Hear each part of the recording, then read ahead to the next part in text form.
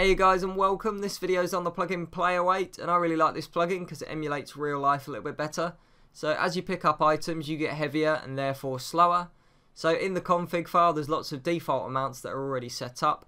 The max weight is 180, you can change this to if you wanted to.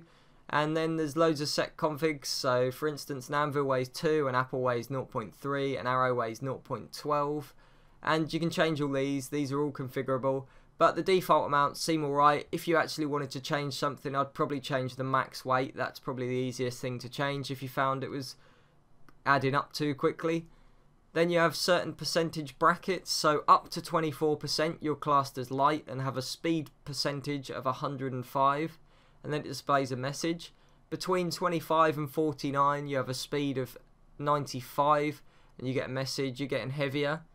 Between 50 and 100 you get a 70% speed reduction and you're classed as getting heavy.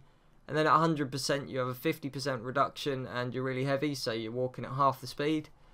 So if I quickly show you by picking up some of these items, at the moment cobwebs, you can see they don't add anything, they're light.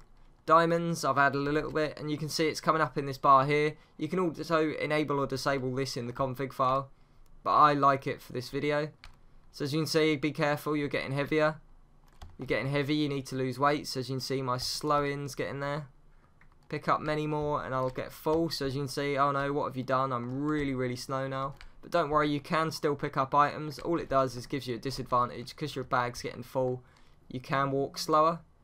But obviously you can change the speeds. If you find this speed's really too slow for your server, you can just change it. 50% obviously is quite slow. Maybe you'd want it to be 70%.